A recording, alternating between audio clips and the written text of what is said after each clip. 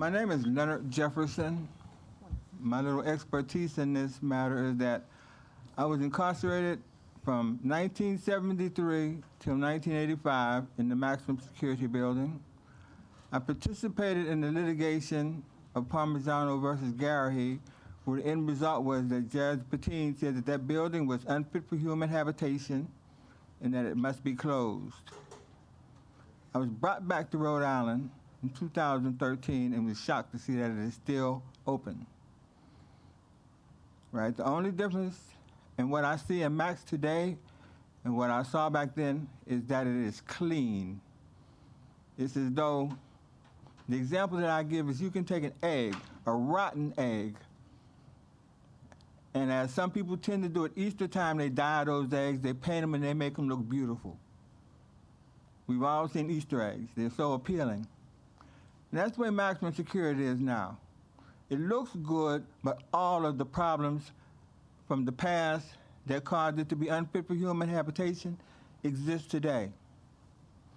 If you were a prisoner in maximum security this morning, it is highly likely that at 7 o'clock, frigid air, 20-degree air from outside was blown into your cell on you. This is an everyday practice, 5 and 6 times a day. It's just straight torture.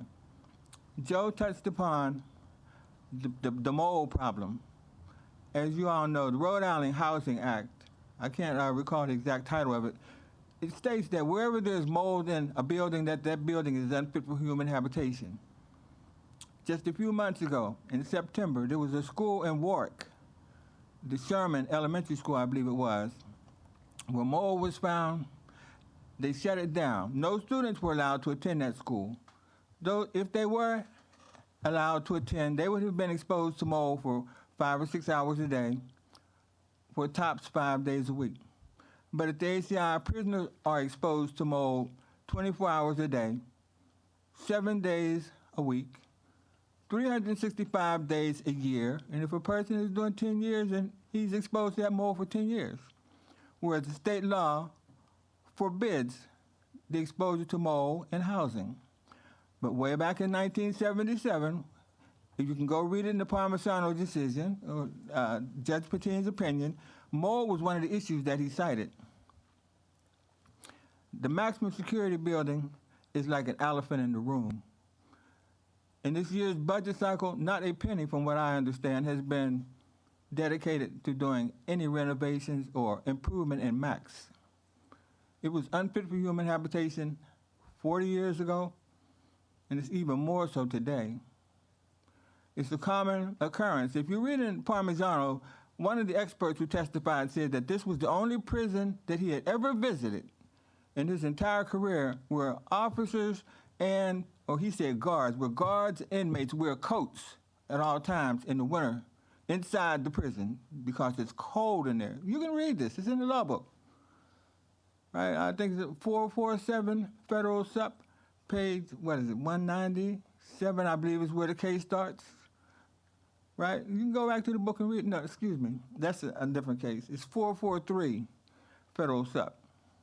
But today, if you go in the maximum security building, you will see the guards wearing coats and hats, gloves, sweaters, because it's cold in there, but the prisoners will be in short sleeves. They're not allowed to dress for the cold. And this is just straight torture.